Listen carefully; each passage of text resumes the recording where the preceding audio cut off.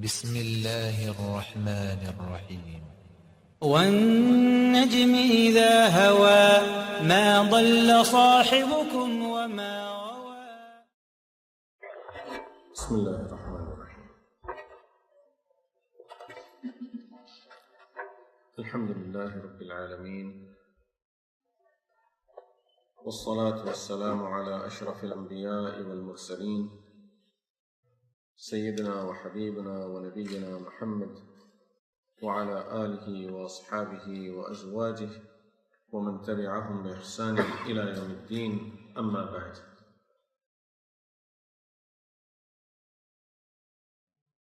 So we were talking about Sayyidina Yusuf alayhi salatu wassalam in the light of Surah Yusuf. Allah subhanahu wa ta'ala says, نَحْنُ نَقُصُّ عَلَيْكَ أَحْسَنَ الْقَصَصِ بِمَا أَوْحَيْنَا إِلَيْكَ هَذَا الْقُرْآنِ. We narrate to you the best and the most beautiful story in this Quran, as we are revealing this Quran to you, which is telling us the importance of stories in the life of a human being, that even Rabbul Alameen subhanahu wa ta'ala is narrating stories in Quran al-Kareem. Examples are always the best way of explaining things, and we always need a role model to follow in order to understand how to perform things and deal with situations in our life. And this is why Allah subhanahu wa ta'ala is narrating these stories. إِذْ قَالَ يُوسُفُ لِأَبِيهِ, when Yusuf alayhi salam said to his father, يَا أَبَتِ إِنِّي رَأَيْتُ أَحَدَ عَشَرَ كَوْكَبًا وَالشَّمْسَ وَالْقَمَرَ رَأَيْتُهُمْ لِي سَاجِدِينَ. So try to picture the situation here, that this young boy, who no one knows that is a prophet yet, we may talk about this story as, we are talking about a prophet of Allah. But at this time, keep that aside. Now we are talking about a young boy in that family, where this young boy is disliked by his brothers. So Allah subhanahu wa ta'ala says, this young boy, he went to sleep, woke up, he saw a dream, so he went to his dad. And he told his dad about his dream. As I said, it's just quick pointers here that we are trying to understand and get some lessons from. The young boy knew that I can talk to dad. And he saw a dream and he can tell his dream to his dad. Many times that avenue is not open. And you can't talk, or if you can talk, but at least don't say these type of things. And he said that Yaqub alayhi salatu wassalam heard the whole dream. He heard the full dream. Then after hearing, you can decide if it has meaning, it doesn't have a meaning. The good thing about this boy was that his father knew the interpretation of the dreams, but for those of us who cannot do it, then we should take our children to those who can interpret the dream for them, or we can ourselves mention the dream to those people. Don't take it as, it's a children's dream and don't worry about it. Or at the same time, it's just a dream and don't worry about it. Dream, sometimes they get too much importance, and sometimes we totally lose the importance of it. And both extreme are not good.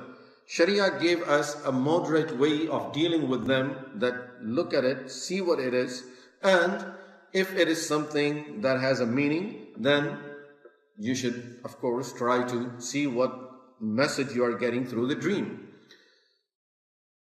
As I said, there are extremes there. Sometimes people, they don't give it no importance whatsoever, which is, we can see according to this and according to a lot of other incidents in Quran al-Kareem, in the hadith of Rasulullah sallallahu alayhi wa sallam, that they have importance. But on the other hand, sometimes people give it more importance than things they do while they're awake. So their whole life, they're very pious. Why he is pious? Because in his dream he saw that he was praying. In reality, he doesn't pray. But he's pious because he saw that he was praying. He's very pious because he sees Kaaba every day. Believe me, Shaitan will show you Kaaba 10 times a day in your dream if you stop praying. If that is the deal with him, don't pray and I'll show you Kaaba 10 times a day. People sit in front of the TV, they see the Kaaba all the time. So, that doesn't make a person pious just by seeing these things in dream. Dreams are good news, glad tidings, sometimes encouragement, sometimes warnings. So take the lesson from it. But it has to be something that will affect us in our practical life. It's not just, I saw a dream and because of that dream I'm now good. And really a lot of people get so impressed by themselves because of their dreams. That because I saw this dream, so everything I'm doing is good. And Allah likes me. And Allah loves me. And most of the time, it is a deception from Shaitan. But get someone who knows the dream. This is another problem also. That, you know, when you read the history of Islam, now we see here also, Allah subhanahu wa ta'ala gave Sayyidina Yusuf alayhi salatu wasalam that special knowledge of interpreting the dreams. So that was a special gift from Allah subhanahu wa ta'ala, a special knowledge that he was gifted with. And then we know in the history of Islam, we have certain scholars that were gifted with this gift. And they were very good at it. Of course, other than them, there are others who can interpret the dream, not to that level, but to their level. But if you go into looking at who were those people who were really, really good at it, you may find throughout the 1400 years, you may find 6-7 names. And now, every person can interpret the dream. Every person of that level. So, and any person, be it before, I think it was some years back, at least you have to be alim hafiz, then people will come and ask you about dream. Then you just be imam and lead the prayer, people will ask you about the dream. And now anyone on the street will interpret the dream for you. And he will tell you the meaning of the dream. And Rasulullah sallallahu alaihi wasallam has forbidden us from reading our dreams to every person. If it is a bad dream, a scary dream, a dream that you don't like it to happen in your life, just say, A'udhu billahi minash shaitanir rajim, blow 3 times on your left hand side, turn to right hand side and go to sleep. Inshallah, there will be no evil effect or there will be no harm because of that dream on you. But if you start telling people, that's it. Now you are bringing the meaning in dream into your life. And once the dream is being interpreted, then this is the meaning that applies. So sometime you tell a person who doesn't like you. This is important. This person doesn't like you and he thinks evil of you. So when you tell him, I saw in my dream that I was doing Hajj and I was doing this and this, maybe even from that he will think, this type of evil person going for Hajj, it has to have some different meaning. And he brings out a meaning that may be the opposite of what really your dream is. And that is the meaning that's going to have an effect on you. So it's what's being interpreted. So therefore Rasulullah sallallahu alaihi wasallam advised us, لا تحدث به إلا حبيبا أو لبيبا. Make sure you tell your dream to a person who cares about you and who's knowledgeable. Cares about you means at least is a person who does not carry the opposite side type of feeling for you. Otherwise, he will try to bring a wrong meaning for it. So إذ قال يوسف لأبيه, he said it to his father, and his father heard his dream. The dream was, he saw 11 stars, sun and moon doing sajda for him. Yaqub alayhi salam understood the meaning, and he realized that this is, and especially when talking about stars, about sun and the moon, that means something big. We're not talking about normal things. He's not seeing that just few pillars are bowing down to me. Some stones are doing sajda to me. No, he's seeing the stars and the sun and moon. So Yaqub alayhi salam knows it's a big dream, has a deep and big meaning. And at the same time, from the very beginning, as we go through the story and then you read about what the brothers are doing, and sometime you get emotional and you want to use some words, you know, these brothers who are this, Allah subhanahu wa ta'ala says these are 11 stars. From the very beginning of the surah, I told you, these are 11 stars that you're going to be talking about. So be careful. So, not every person that you see doing something wrong is an evil person. That is something wrong. Yes, we read it. But we will see the end. See the beginning here, Allah is telling us something. And we don't pay attention to this part of it. That Allah is talking about 11 stars. Who are the 11 stars? These brothers that we'll be talking about. That were jealous of their brother. But they were 11 stars. He said to him, don't tell about this dream to your brothers, otherwise they're going to plot against you. And then, as I said, إِنَّ الشَّيْطَانَ لِلْإِنسَانِ عَدُوٌّ مُبِينٌ. He warned him about what brothers could do, and at the same time didn't want him to carry hard feelings against brothers. So he said, Shaitan is an enemy to human beings. So he's pulling everything on Shaitan, that Shaitan could whisper. So don't just take your brother as your enemy. إِنَّ الشَّيْطَانَ لِلْإِنسَانِ عَدُوٌّ مُبِينٌ. Who's your enemy? Shaitan, not your brothers. Subhanallah, what a tarbiyah, what a beautiful way of just keeping everything at its position. Otherwise, I'll say, your brothers are Shaitan. Right there. You developed that hatred in the heart of this young boy. And this is the type of words a lot of time children hear from parents. Not necessarily about brothers, sometimes about brothers also. Oh, that brother is Shaitan. That brother is this. And that cousin, worse than Shaitan. And his father is the one who taught Shaitan. You try to recall, try to remember some of the things, statements within our own families, about our own family members, about our relatives. And when it comes to the imams or people, religious people, just keep on. You can just say whatever you want.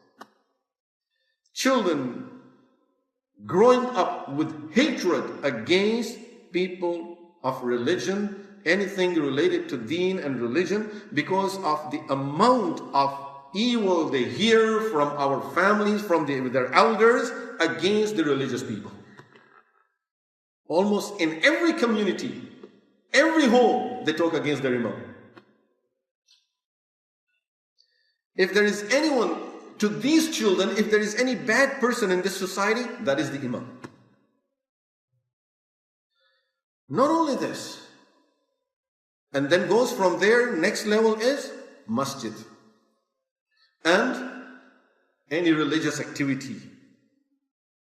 So then, who are the good people? When this child is going to go out, he will go to the school, he will go and learn whatever he has to learn, and he's growing up with that. In the house, he's hearing that how evil these people are. So now when he grows up, who is he going to be connected to? Everyone other than these people that are connected to the masjid. He will be running away from masjid because my dad said, people always fight in the masjid and they do this in the masjid and they do in the masjid. So this is why I don't like going to the masjid. So where is he going to go? You never told him anything against any of the other places that may be full of evils, haram.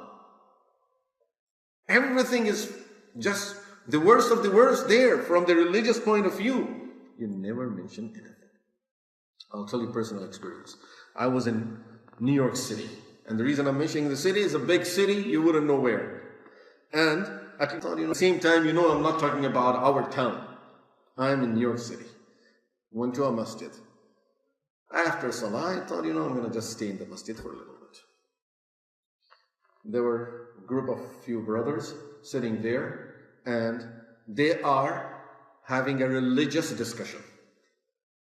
What was the discussion? These are, mashallah, according to whatever understanding, these are good brothers who after Salah, they're staying in the masjid, so they're going to spend their time in the masjid, they're going to have some good religious discussion. And I sat there for almost 15 minutes, hearing them talking against all the religious activities. Those people are like this, those people are like this, those people. So, After about 15-20 minutes, I said, let me join them. They're having a good conversation. So I went to them. I said, MashaAllah, I heard you brothers talking. Why are you brothers talking? What are you in the masjid for? So they said, whatever. I'm not going to say anything because then you start figuring things out. So I said, MashaAllah, I heard the conversation that you said this Islamic school is bad, that Islamic school is bad, the third Islamic school is bad. And that scholar is bad, that scholar is bad, and that scholar is bad. They don't know who they're talking to. Anyway, so I said, where do you send your children? They're looking at each other now. I said, you're teaching them, you're sending them, of course, your children must be going to the public school. I said, yes. I said, in the evening, you send them to a church or a synagogue or any other religious place. Look at me. They're upset. I said, you said Masajid are bad. All the Islamic organizations are bad. So that's the only choice that your children have. Send them there. Oh, we are sorry. We didn't realize. I said, you're not sorry. I told them. I said, you're not sorry. You're just sorry because I caught you. And as soon as I'm going to leave, you're going to start talking about me too now.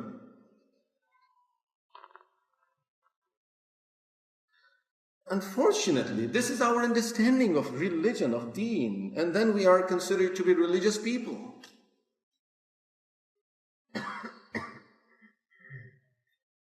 Inna shaytana, this came from Inna shaytana lil insan. Beautiful lesson that shaitan is an open enemy. He's not saying your brothers are enemy.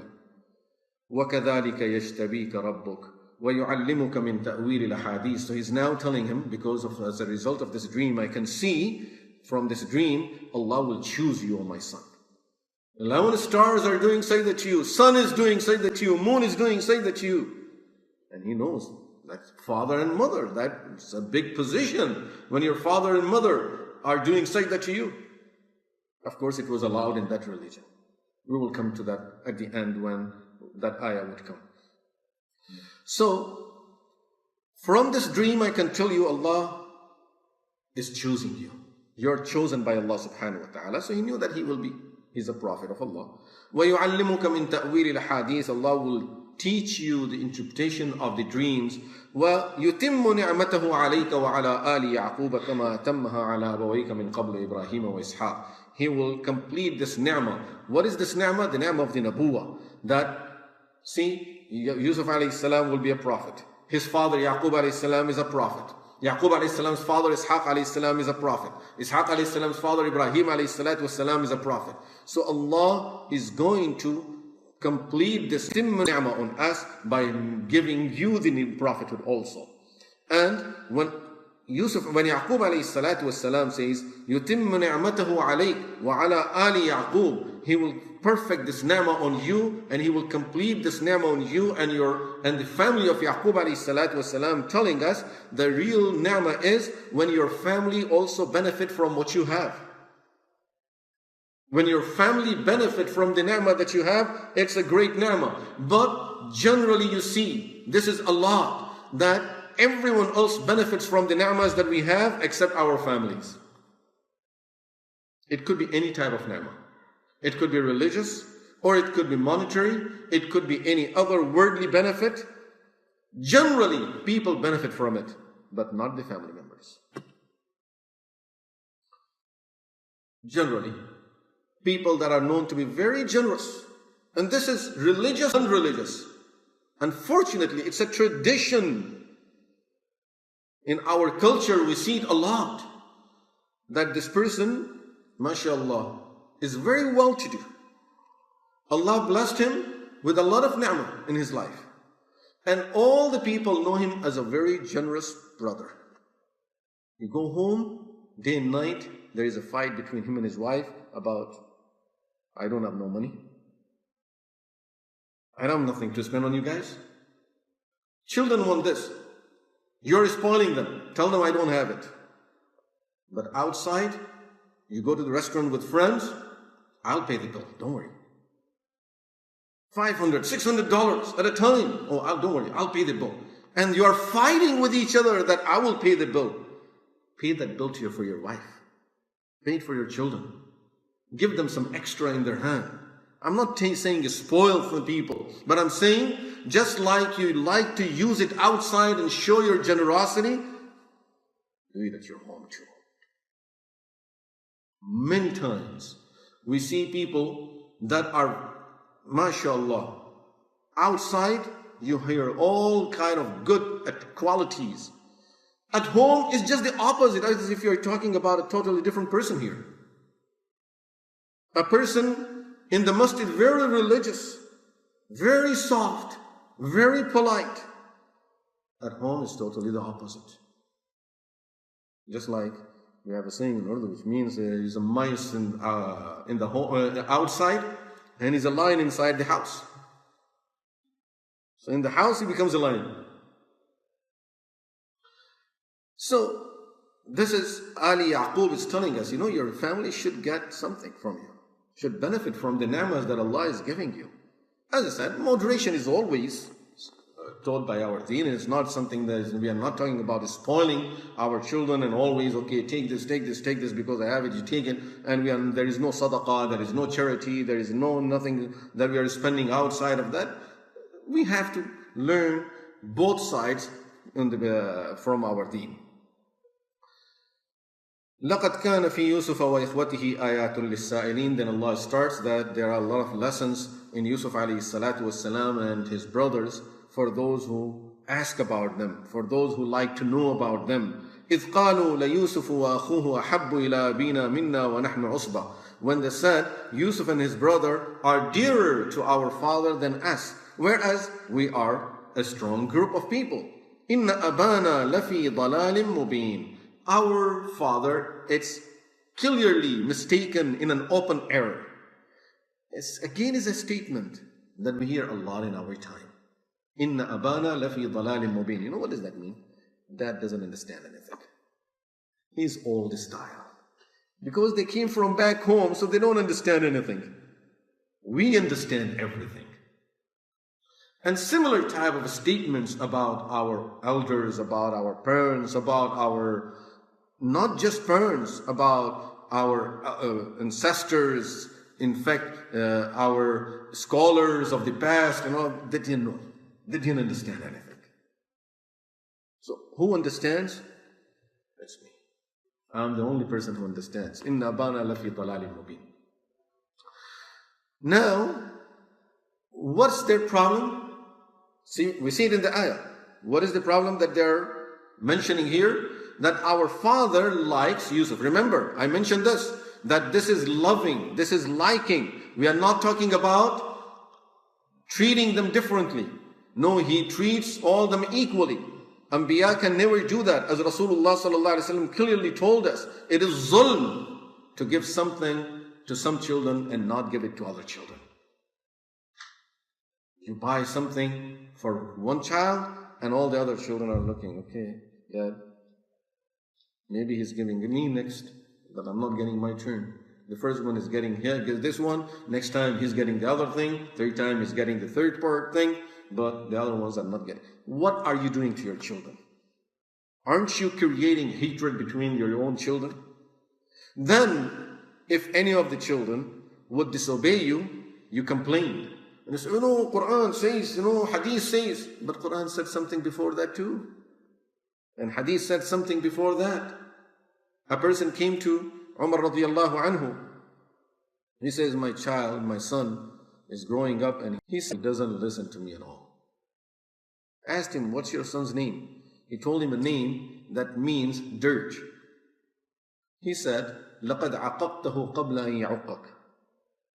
You disobeyed him, you put him in that position before he disobeyed you. You made him do that. Gave him that name, dirt. What dirt is going to do to you? What do you expect from a dirt? You gave him that name, and then you expect him to obey you? You look at him as a dirt? Name.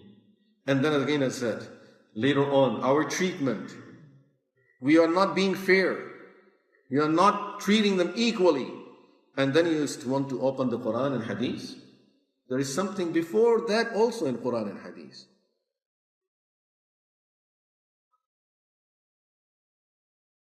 Now, the resolution is, because our father likes our brother a lot, and he's coming between us and our father, اقتلوا Yusuf.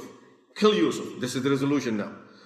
اقتلوا يوسف أو اطرحوه أرضا. Or throw him in a far land.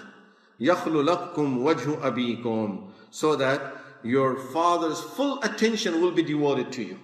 And then وَتَكُونُوا مِنْ بَعْدِهِ قَوْمًا صَالِحِينَ. Then you will become pious people after that. Few very, very important lessons here. Their main disagreement is with, not with Yusuf, is with their father. But they want to kill Yusuf. I mean, what does he have to do with it? If he is liked by your father, so is it his fault? You are also agreeing it is not his fault. Why are you killing him then? Sometimes we make a mistake that your problem is with the situation here, but you want to create another situation for yourself. Deal with this situation. Don't go into something else. Deal with your father. Talk to him. Explain to him whatever you have. Sit with him. But why kill Yusuf? It's not his fault. You are saying your father likes him more. It's not about he does something to you. Yusuf is not doing anything to you. So now, this is, you see, where they are making a major mistake. اقتلوا Yusuf. Or throw him in a far land, which means get him out of your way. You will have the full attention of your father, and after committing this crime, what is it? You're expecting to become qawmun salihin. You become very pious people. So what's the route to piety? Killing someone. A lot of time, people choose that as a path to virtuousness, as a path to piety, as a path of being religious, is commit this haram. Through this haram, you will become a religious person. Subhanallah. Can you become religious by committing haram? You are going away from Allah. You are earning sins. How are you becoming a religious person? So, haram does not lead to piety. Always the rule. And unfortunately, is a rule that most of the people are forgetting nowadays. We do so many haram activities in order to bring religion within our communities and within our people. You can't do haram and then expect good things are going to come and people will become religious because of committing this haram. Haram will make us even worse in the sight of Allah subhanahu wa ta'ala. A person who is committing sin, he's a sinner. But when a person organizing the sin for others to commit a sin, he is cursed. You are being cursed by Allah and expecting to become a pious man. And considering that to be a religious service that we are committing. وَتَكُونُ مِنْ بَعْدِهِ قَوْمًا صَالِحِينَ.